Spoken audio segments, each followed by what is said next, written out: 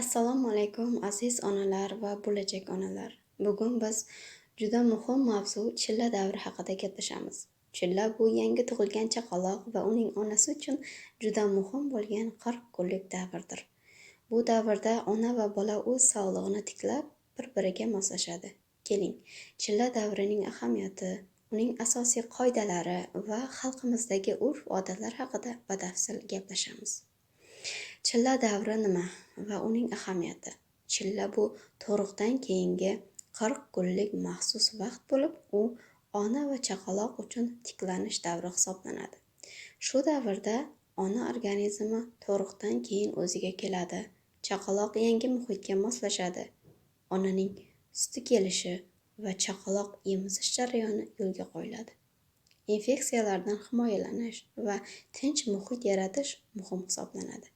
Chilla davrining asosiy qoidalari: chilla davrida ona va bola uchun quyidagi muhim jihatlarga e'tibor berish kerak. Onaning dam olishi va to'g'ri ovqatlanishi. Ona ovqatlanishiga alohida e'tibor berish kerak. Issiq ovqatlar, ko'proq suyuqlik ichish va organizmga kerakli vitaminlarni olish muhim. Chaqaloqning to'g'ri parvarishi, uni iloji boricha issiq tutish, sovuq shamollardan asrash, chaqaloq terisini muntazam parvarish qilish lozim. Xavotir va stressdan qochish. Onaning ruhiy holati chaqaloqqa bevosita ta'sir qiladi. Shuning uchun unga ijobiy muhit yaratish muhim. Gigiyena va tozalik.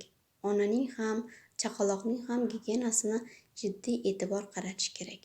Chaqaloqni issiq, ammo haddan tashqari qizitmaydigan suvda yuvintirish, onaning esa o'zining gigiyenasini nazorat qilish muhim. Xalqimizda chilla urf-odatlari, bizning xalqimizda chilla davri bilan bog'liq ko'plab odatlar bor. Chillaxona tayyorlash.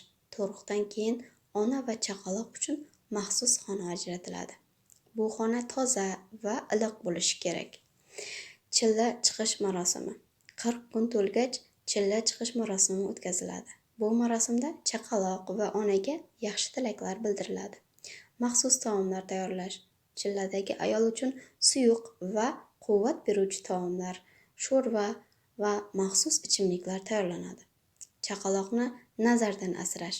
Ko'plab oilalar chaqaloqni nazardan asrash uchun unga tilla tangalar va kumush buyumlar taqishadi yoki ko'zmunchoq qo'yishadi. Onaga alohida e'tibor. Yangi tug'ilgan chaqaloqqa e'tibor qaratish bilan birga onaning ham sog'lig'ini saqlashga ahamiyat beriladi.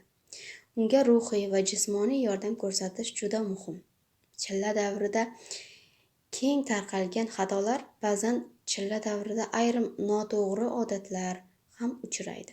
Ularning oldini olish uchun quyidagilarga e'tibor bering. Onaning haddan tashqari jismoniy ishlarga majburlanishi. Tug'ruqdan keyin onaning to'liq dam olishi zarur. Og'ir ishlardan uzoq bo'lish kerak. Chaqaloqning ortiqcha o'rab tashlanishi, uni haddan tashqari qalin o'rash chaqaloq terisining havo almashinuvini buzilishiga olib kelishi mumkin. Noto'g'ri ovqatlanish. Ona noto'g'ri ovqatlansa, bu chaqaloqning ovqat hazm qilish tizimiga ham ta'sir qiladi. Achchiq, juda yog'li yoki allergik taomlardan qochish lozim. Chilla davri ona va bola uchun muhim bosqich. Bu davrda oilaning qo'llab-quvvatlashi, ona va chaqaloqning sog'lig'iga e'tibor qaratish eng muhim vazifadir. Bu 40 kunlik jarayonni to'g'ri o'tkazish keyingi yillarda ham bolaning sog'lom o'sishiga katta ta'sir qiladi.